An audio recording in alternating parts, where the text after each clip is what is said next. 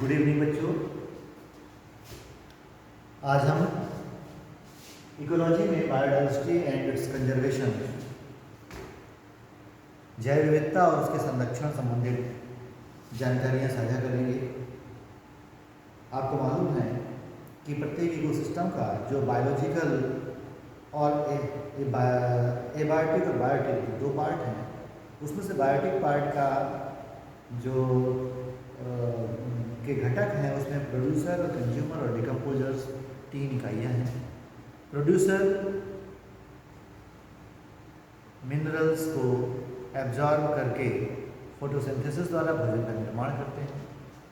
Consumer उस भोजन को उपयोग करते हैं और डिकम्पोजर्स उन प्रोड्यूसर और कंज्यूमर को डिकम्पोज करके वापस रिसाइकलिंग करने में सहायता करते हैं। और इस पूरी चेन में अगर मिट्टी में स्थित बैक्टीरिया जो डिकम्पोजर का काम करते हैं वो अगर नष्ट हो जाए तो प्रोड्यूसर की रिसाइकलिंग रुक जाती है।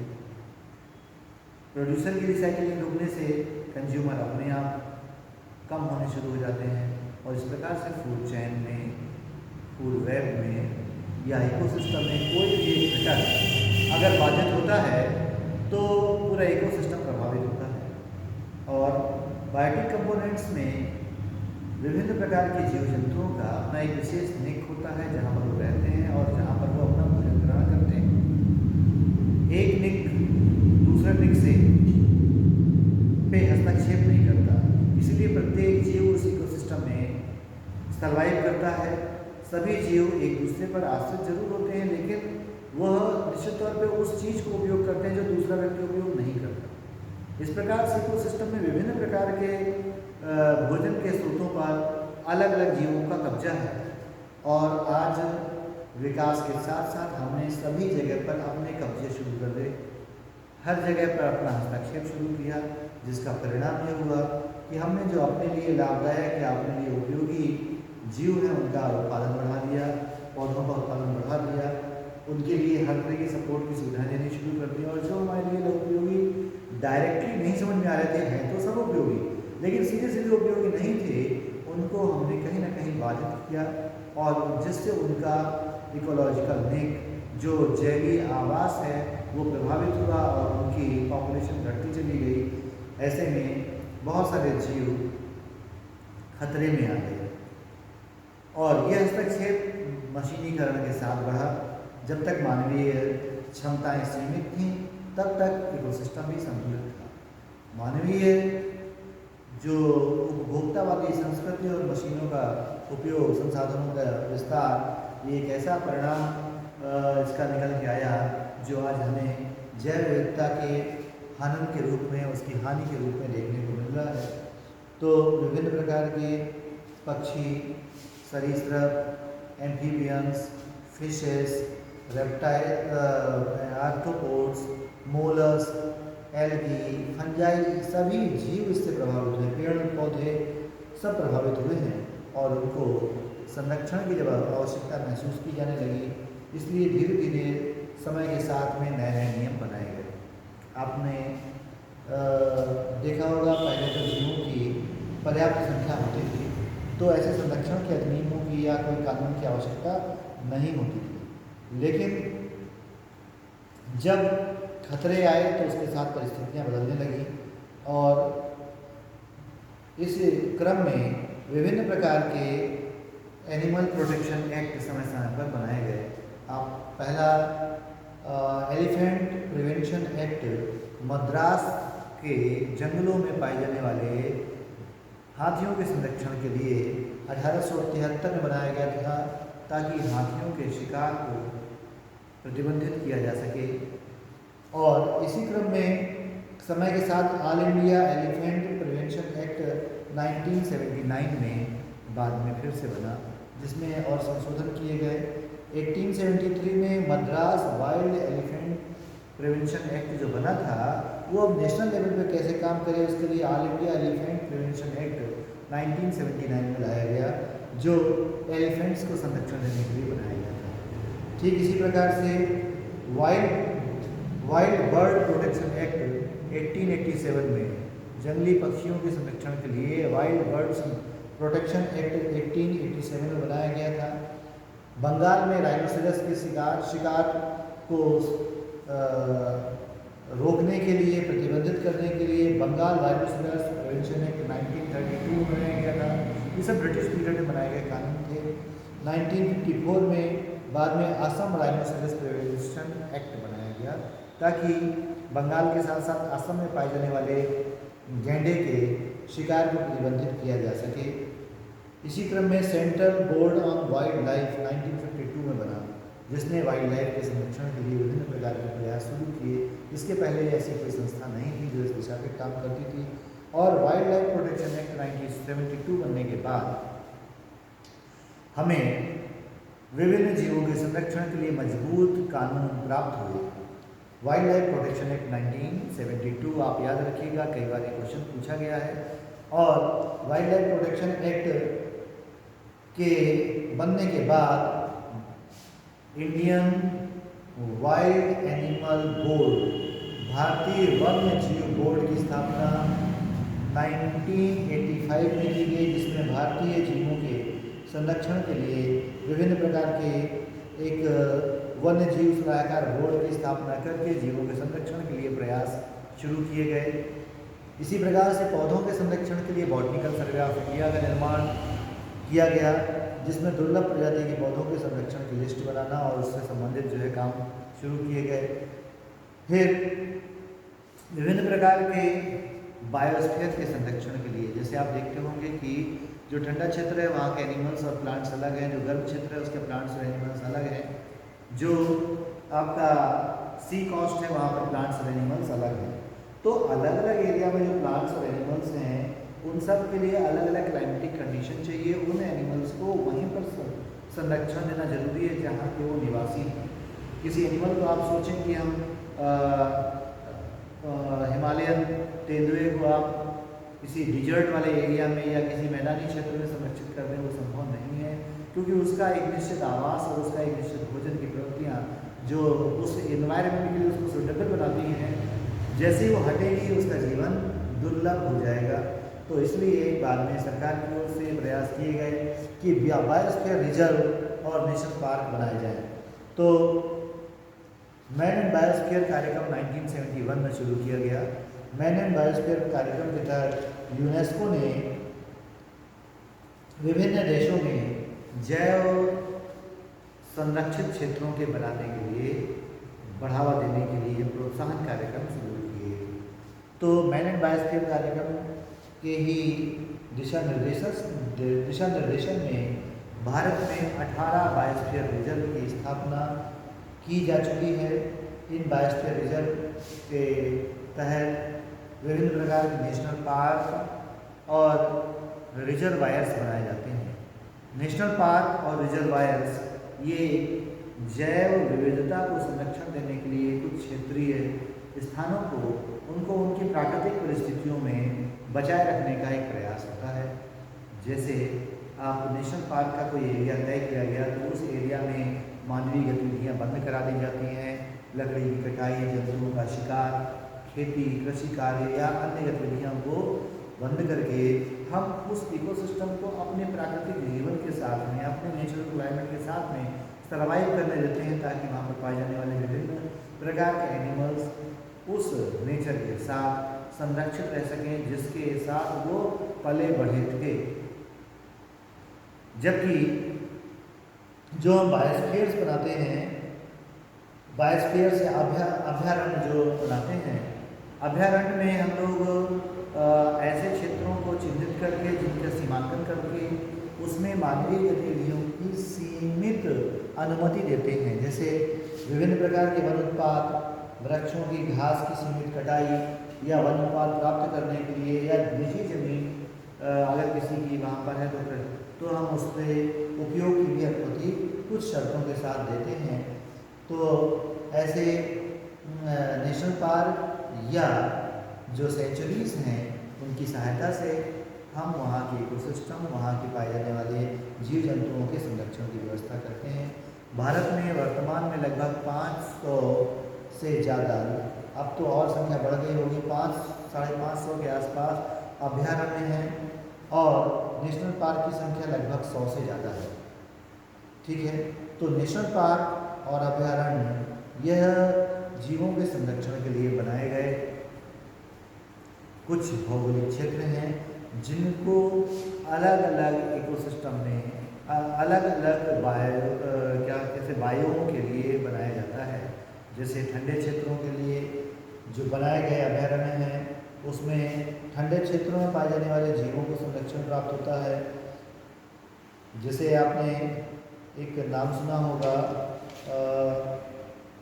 दचिगम अभ्यारण्य जो जम्मू कश्मीर में है। दचिगम अभ्यारण्य जो जम्मू कश्मीर में है वह ठंडे क्षेत्रों में पाए जाने वाले जीवों के संरक्षण के लिए बनाया गया अभ्यारण्य है, जिसमें हांगुल मृग, कस्तूरी मृग, काला भालू, तेंदुआ और जो वहाँ के ठंडे क्षेत्रों के या कश्मीर के क्षेत्रों में पाए जाने वाले जीव हैं उनके संरक्षण के लिए काम कर रहा है। ठीक इसी प्रकार से जो सुंदरवन अभ्यारण्य है पश्चिम बंगाल में, उसका उद्देश्य सुंदरवन क्षेत्र जो आपका सी कोस्ट में समुद्री तटीय क्षेत्र मैंग्रोव फॉरेस्ट वाला क्षेत्र है, उस मैंग्रोव फॉरेस्ट वाले क्षेत्र के जीवों के संरक्षण के लिए बनाया गया है। मैंग्रोव फॉरेस्ट वाले एरिया में विभिन्न प्रकार के मैंग्रोव वन और विभिन्न प्रकार के जो जीव पाए जाते हैं वो दूसरे क्लाइमेटिक कंडीशन में नहीं रह सकते, तो उनके लिए हमने जो अभ्यारण्य बनाया है उसका नाम है सुंदरवन अभ्यारण्य, जिसमें बाघ, चीतल, जंगली सुअर, बिल्ली, चंदन गौर, घड़ियाल, सारस, बतख, बगुला, पेलिकन, इनके संरक्षण की व्यवस्था वहाँ पर है। इसी प्रकार से केरल का जो हमारा पश्चिमी घाट वाला हिस्सा है वहाँ पर साइलेंट वैली अभ्यारण्य बनाया गया है, जिसको शांत घाटी अभ्यारण्य भी कहते हैं। साइलेंट वैली अभ्यारण्य में डॉल्फिन, मगर, डुगोंग, घड़ियाल और जलगोह तथा हॉक्सबिल जैसे विभिन्न जंतुओं को केरल में संरक्षण दिया गया है जो वहाँ के निवासी हैं। तो कान्हा अभ्यारण्य जो मध्य प्रदेश में है, ये एक तरीके से डिसिडुअस फॉरेस्ट वाला गर्म क्षेत्र है। तो ट्रॉपिकल डिसिडुअस फॉरेस्ट में कान्हा अभ्यारण्य जो बना है वहाँ पर चीतल, काला मृग, बारहसिंगा, अजगर इत्यादि जीवों को संरक्षण प्राप्त होता है। तो इस प्रकार से हम देखते हैं कि अलग अलग अभ्यारण्य अलग अलग क्लाइमेटिक कंडीशन के लिए बनाए गए हैं। जैसे कायबुल लाइमजाओ अभ्यारण्य मणिपुर में है, जो तैरता हुआ एक द्वीप है जहाँ पर यह अभ्यारण्य विशेष प्रकार के हिरन और संगाय, जंगली बिल्ली के लिए संरक्षण प्रदान करता है।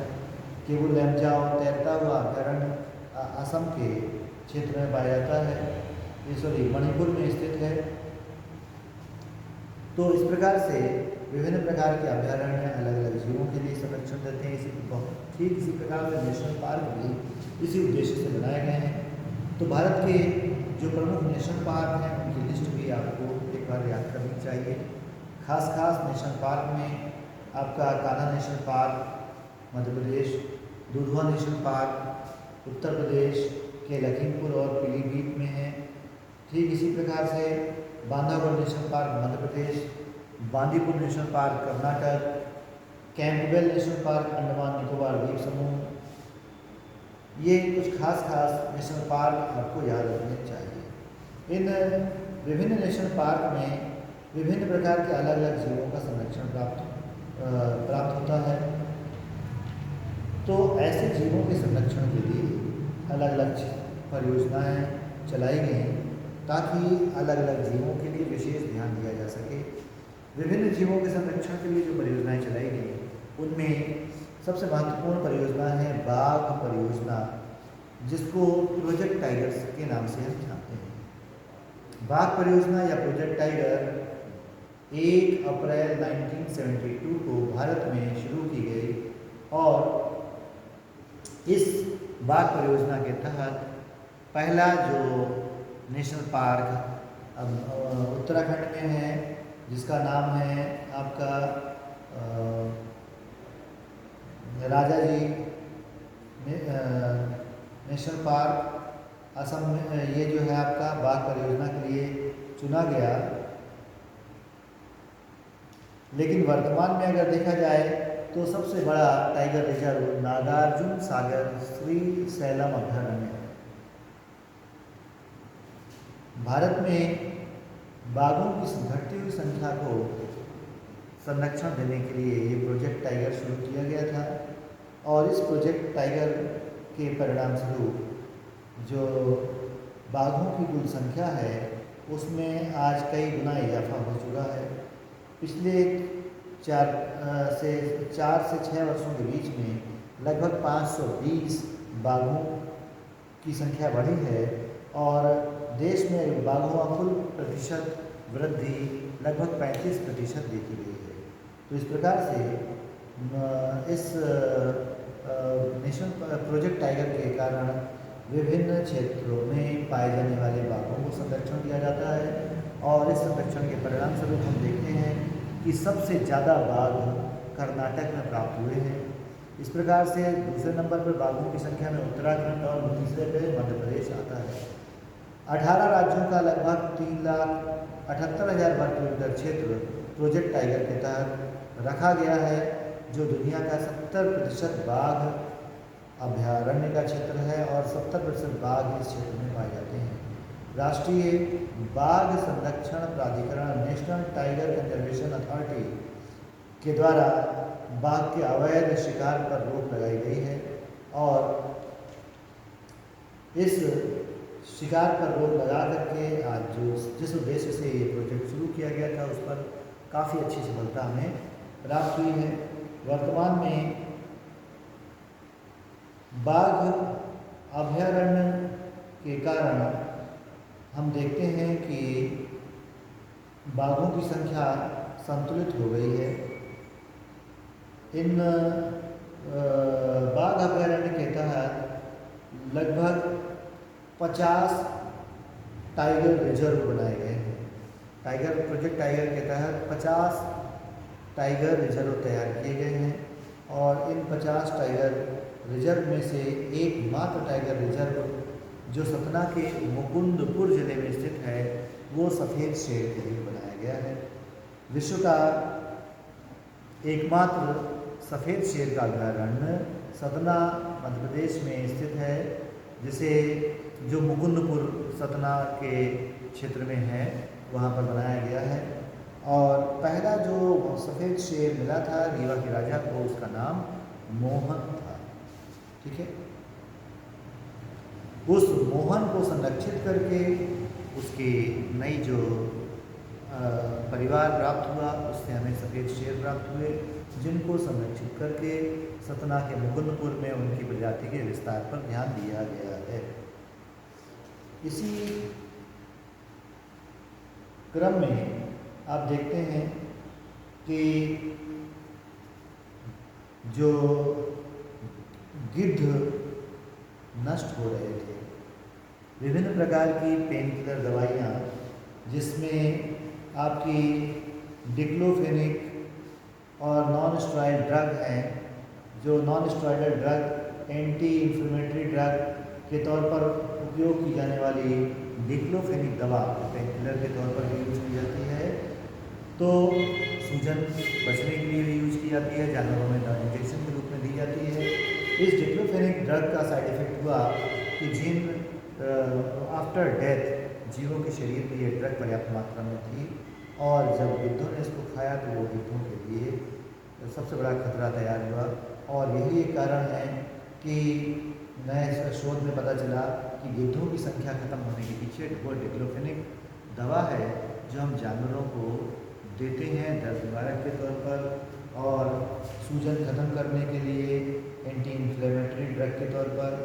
तो उसके कारण पूरे देश में गिद्ध की संख्या बहुत तेज़ी से कम होने लगी, और इस घटना के बाद सरकार की ओर से एक विशेष अभियान 2016 में हरियाणा के पंचकुला जिले के पिंजौर में शुरू किया गया।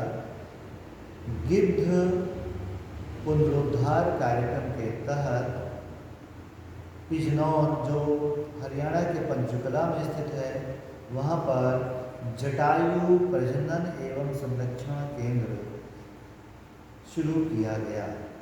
पिजनौर में जटायु प्रजनन एवं संरक्षण केंद्र बना करके सरकार हिमालयन गिद्ध, सफ़ेद पीठ वाले गिद्ध या अन्य गिद्ध के शरीर में होने वाली बीमारियां, उनके शरीर में पाए जाने वाले विषैले पदार्थ जिनसे उनकी मृत्यु हुई है, इस पर अध्ययन कर रही है।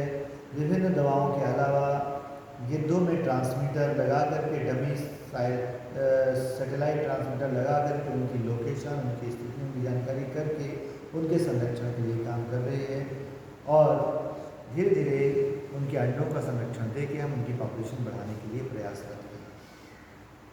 ये प्रोजेक्ट 2016 में 3 जून को शुरू किया गया था। पंचकुला जिले के पिजनौर, हरियाणा में गिद्ध संरक्षण प्रोजेक्ट। ठीक इसी प्रकार से गिर सिंह परियोजना शेर के यानी लायन के संरक्षण के लिए शुरू की गई।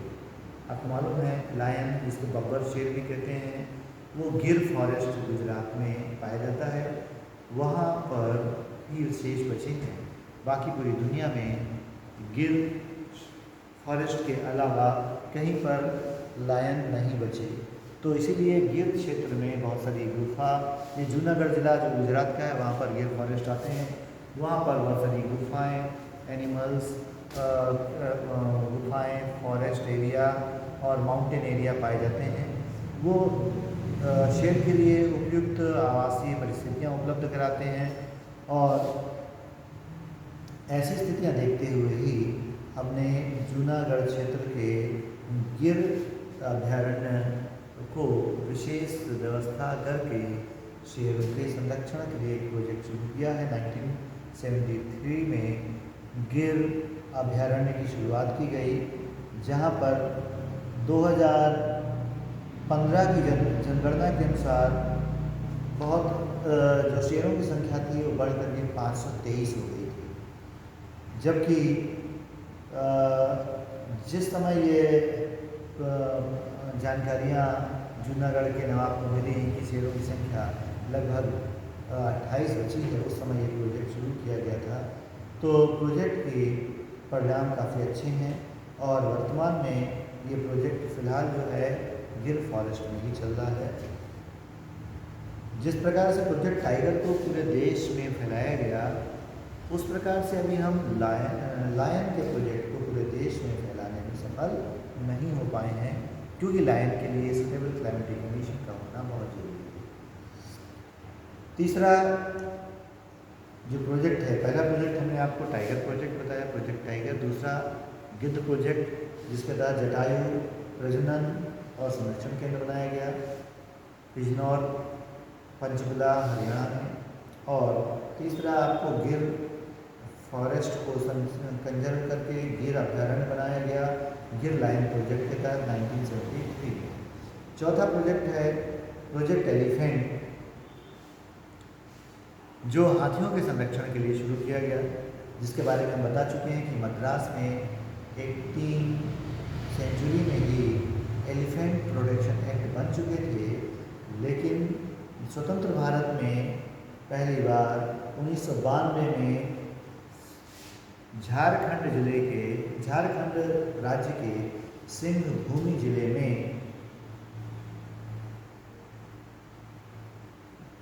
एलिफेंट प्रोजेक्ट शुरू किया गया।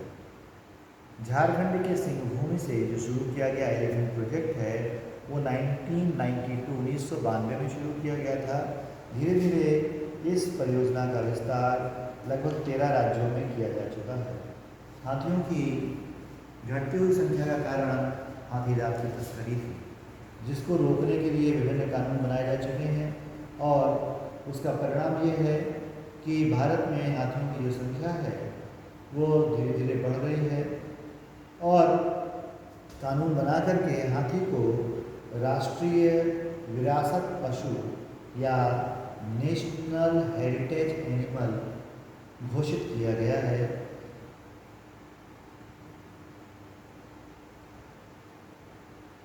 एलिफेंट के लिए लगभग 60,000 वर्ग किलोमीटर का क्षेत्र सिंहभूम जिले में जो पश्चिम बंगाल में स्थित है वहाँ पर संरक्षित किया गया है, जहाँ पर प्रोजेक्ट एलिफेंट शुरू किया गया था। धीरे धीरे 13 राज्यों में ये क्षेत्र का विस्तार किया जा चुका है। तो चौथा प्रोजेक्ट हो गया।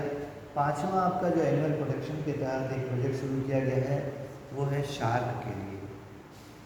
शार्क के संरक्षण के लिए हम जिसको शार्क कह रहे हैं, वास्तव में शार्क फिशेस जो है उनका शिकार मछुआरे करते हैं।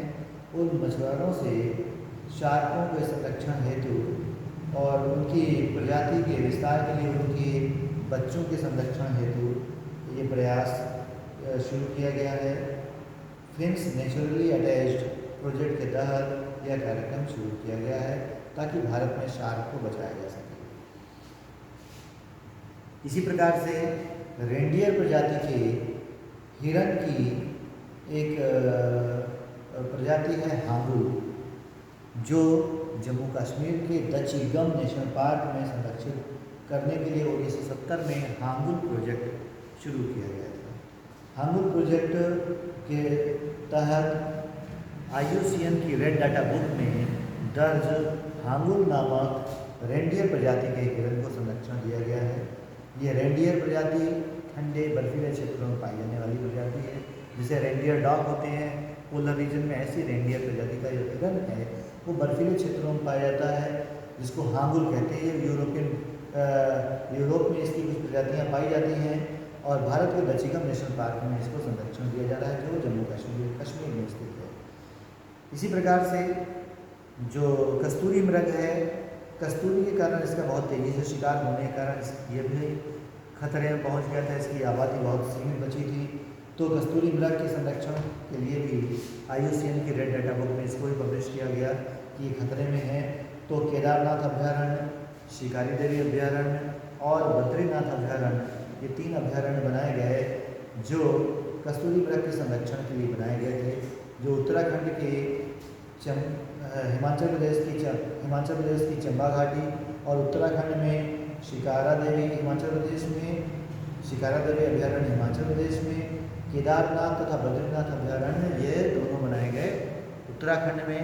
इन अभ्यारण्य में इनके संरक्षण की व्यवस्था की गई है ताकि इनका शिकार प्रतिबंधित किया जा सके और इनको प्राकृतिक परिस्थितियों वाले क्षेत्र को भी संरक्षण प्राप्त हो सके। इसी प्रकार से रेड पांडा प्रोजेक्ट जो कैट बियर है, यानी ऐसा भालू जो बिल्ली की तरह का है, उसको बोलते हैं कैट बियर, या उसी का दूसरा नाम है रेड पांडा।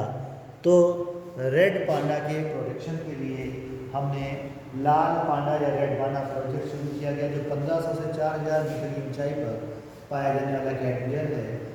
और इसके संरक्षण के लिए 1996 में Padmaja Naidu Himalayan animal park की स्थापना की गई। यह पार्क सिक्किम, अरुणाचल प्रदेश और दार्जिलिंग के क्षेत्र में पाए जाने वाले इस रेड पांडा के लिए शुरू किया गया था, जो इस पार्क में विभिन्न प्रकार के रेड पांडा के शिकार से बचाने के लिए उस क्षेत्र को संरक्षण दिया गया है, जहाँ पर वह स्वतंत्र रूप से भोजन और प्रजनन करते हैं। इसी क्रम में अगला प्रोजेक्ट गोदावरण आता है। प्रोजेक्ट गोदावरण वास्तव में आपने सोन चिड़िया का नाम सुना होगा, ग्रेट इंडियन बस्टर्ड इसको कहते हैं। ग्रेट इंडियन बस्टर्ड को गोदावरण भी कहते हैं। यह गोदावरण या ग्रेट इंडियन बस्टर्ड राजस्थान में पाई जाने वाली बड़े आकार की चिड़िया है। जिस चिड़िया का शिकार लगातार होने के कारण यह विलुप्त होने के कगार पर पहुंच गई थी और आज इसकी संख्या लगभग 200 के आसपास बची है। बड़े आकार की शुतुरमुर्ग प्रजाति की जो है ये गोदावरण राजस्थान की एक पहचान है, सोन चिड़ैया के नाम से जानी जाती है। आज 200 से भी कम उनकी संख्या बची है, इसलिए उनके संरक्षण के लिए ग्रेट इंडियन बस्टर्ड को बचाने के लिए प्रोजेक्ट गोदावरण शुरू किया गया है, ताकि उसको जीवन प्राप्त हो सके और उनकी पॉपुलेशन को सपोर्ट किया जा सके और वृद्धि कर सके। ठीक इसी प्रकार से मणिपुर धामी परियोजना, मणिपुर में हमने जो पार्क बताया था केबुल लेमजाओ नेशनल पार्क, यह नेशनल पार्क 1977 में मणिपुर के लोकटक झील में तैरते हुए द्वीप केबुल लेमजाओ का संरक्षण देके बनाया गया। उस तैरते हुए झील द्वीप में थामिन प्रजाति के हिरन पाए जाते हैं जो शिकारियों से लगातार खतरे में थे। उनके संरक्षण के लिए 1977 में यह परियोजना शुरू की गई। तब उस समय जब ये परियोजना शुरू की गई थी तब थामिन प्रजाति के कुल 18 हिरन बचे थे। धीरे धीरे इस परियोजना के द्वारा जो संरक्षण प्राप्त हुआ है, इनकी आबादी बढ़ रही है। इसी प्रकार से भारत में एक परियोजना टर्टल कंजर्वेशन प्रोजेक्ट के तहत शुरू की गई, जिसमें बड़े आकार के करीब 250 से 300 किलोग्राम साइज के ओलिव रिडले प्रजाति के कछुए के संरक्षण के लिए शुरू की गई है। ओलिव रिडले प्रजाति का कछुआ यह भितरकनिका अभ्यारण्य उड़ीसा के कटक जिले में बनाया गया, वहाँ पर इसको संरक्षण दिया जा रहा है। उड़ीसा का कटक जिला समुद्र तटीय जिला है। उस समुद्र तटीय क्षेत्र में कुछ लेगून्स भी हैं। उन सुरक्षित स्थानों पर समुद्र तटीय क्षेत्रों पे ओलिव रिडले प्रजाति का जो अमेरिकन कछुआ है, टर्टल है, ये प्रजनन करने के लिए आता है और उस कछुए का अंतर्राष्ट्रीय बाजार में विभिन्न प्रकार की दवाओं में उपयोग करने के कारण उसकी तस्करी बढ़ गई थी, जिससे उसका अस्तित्व खतरे में था। इसको देखते हुए लगभग 350 मीटर चौड़ा जो द्वीप का 3 किलोमीटर का क्षेत्र है, भितरकनिका अभ्यारण्य के नाम से उसको संरक्षित किया गया है, ताकि कछुए का संरक्षण प्राप्त हो सके। इसी प्रकार से हमने गैंडा परियोजना जो राइनोसेरस है, उसके प्रोटेक्शन के लिए 1987 में मानस और काजीरंगा अभ्यारण्य की स्थापना की।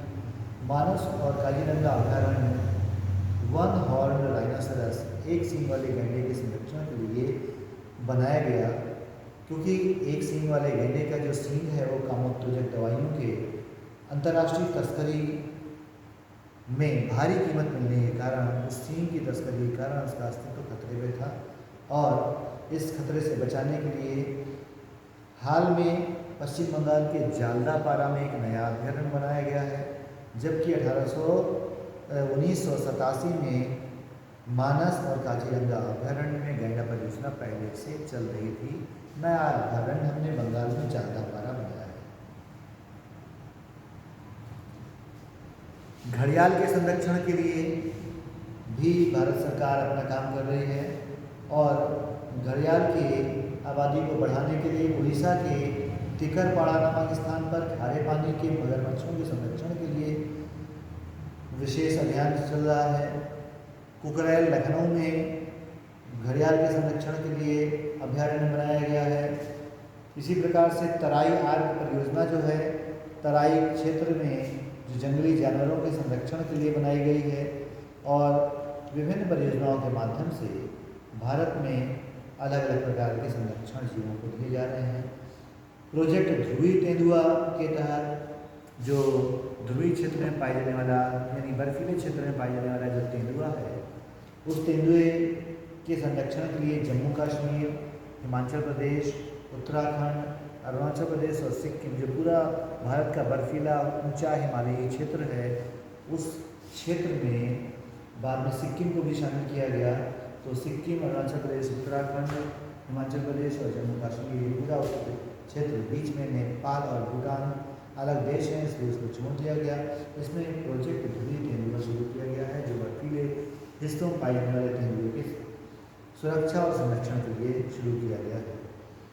इसी प्रकार से देश का पहला डॉल्फिन रिजर्व पश्चिम बंगाल के मालदा जिले और सुंदरवन अभयारण्य के क्षेत्र में हुगली नदी में बनाया गया है। आपको मालूम है डॉल्फिन एक मैमल है, स्तनधारी है, जिसमें अपनी लर्निंग कैपेसिटी बहुत अच्छी होती है। डॉल्फिन को आपने देखा होगा कि गंगा जी की अगर फोटो देखेंगे तो गंगा जी जिस जंतु पर बैठी है वो मछली नहीं है, वो डॉल्फिन है। डॉल्फिन गंगा जी पर बैठी है, डॉल्फिन पर गंगा जी बैठी है। इसका मतलब क्या, एक संकेत है, यानी गंगा जी का अस्तित्व तो डॉल्फिन से है। डॉल्फिन गंगा नदी में फेंके गए शवों को साफ करने, गंगा नदी को साफ करने में काम कर सहायता करती है और विभिन्न प्रकार के मानवीय हस्तक्षेपों के कारण डॉल्फिन की संख्या लगातार बढ़ती जा रही थी। डॉल्फिन को गंगा का टाइगर भी कहते हैं। इसके संरक्षण के लिए भारत सरकार ने 5 अक्टूबर को नेशनल डॉल्फिन डे, बिहार सरकार ने 5 अक्टूबर को नेशनल डॉल्फिन डे मनाने की घोषणा की और इस प्रकार से भारत में हमने जो डॉल्फिन रिजर्व का क्षेत्र बताया है वो हुगली नदी की का वह क्षेत्र है जो पश्चिम बंगाल के मालदा जिले और सुंदरवन अभयारण्य के क्षेत्र में पाया जाता है। तो इस प्रकार से विभिन्न जीवों के संरक्षण के लिए जो प्रोजेक्ट चल रहे हैं उनके बारे में अभी हमने जो जानकारियाँ दी उनकी एक लिस्ट बना करके आपको विभिन्न प्रोजेक्ट के बारे में पढ़ना है और इसके साथ ही साथ आपको वन संरक्षण के बारे में भी पढ़ना है, क्योंकि बायोडाइवर्सिटी का मतलब हो गया वन डाइवर्सिटी, वन्य जीवों की डाइवर्सिटी। वन डाइवर्सिटी मतलब प्लांट डाइवर्सिटी और एंड एनिमल डाइवर्सिटी। तो प्लांट डाइवर्सिटी जब होगी तभी एनिमल डाइवर्सिटी बचेगी, क्योंकि प्लांट्स जो है वो उन जीवों के लिए भोजन, छाया, आवास उपलब्ध कराते हैं। मंकी, आपका बंदर है, भालू है, विभिन्न प्रकार के जीव जंतु इन पेड़ों पर अपना आवास बना करके रहते हैं और इन आवासों के खत्म होने के साथ ही इन जीवों के खत्म होने का खतरा बढ़ा है।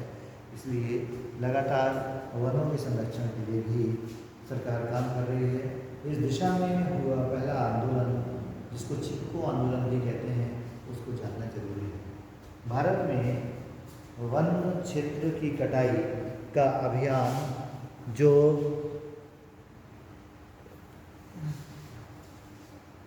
प्रारंभ में शुरू किए गए थे, उन वन क्षेत्रों से सरकार का उद्देश्य ये था कि वन क्षेत्रों को साफ करके खेती की जमीन बनाई जाए और साथ में लकड़ी का विभिन्न तरीके से उपयोग किया जाए।